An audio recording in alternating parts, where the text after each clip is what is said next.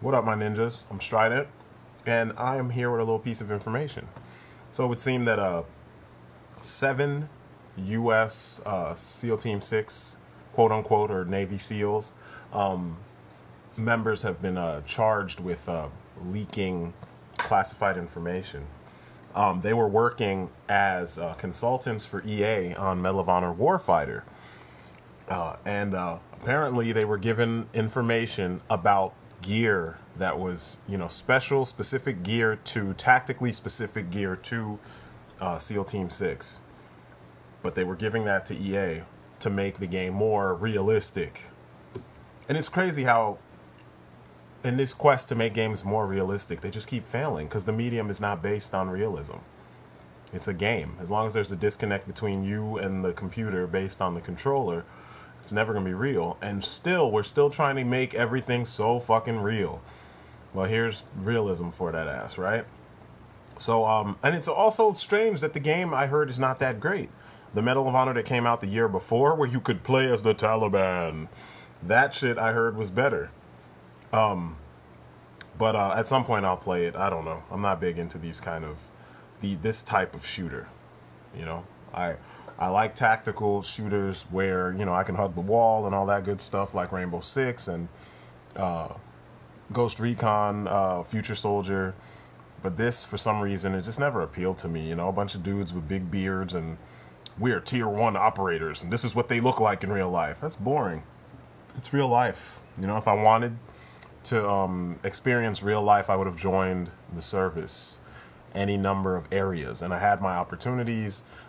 Instead, I opted to train with those people. So, I don't know.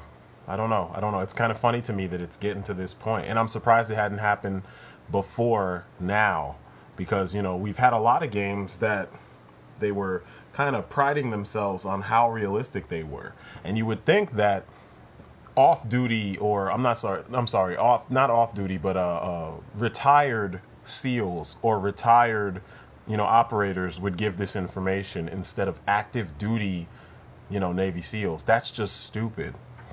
And I know that the problem is that a lot of these cats are young.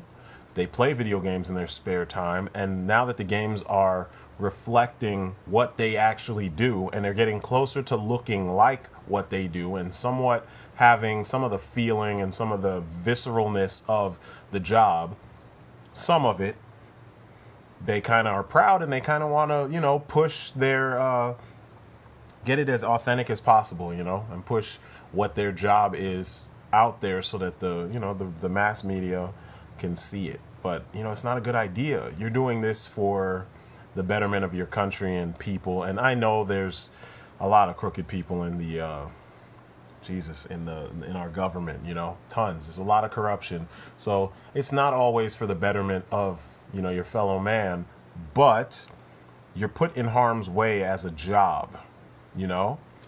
Don't be stupid enough to brag about what you do and try to turn it into some type of cash grab, because it's clear that the reason why they didn't keep their mouths shut and keep to themselves or ask their CO what they should and should not say.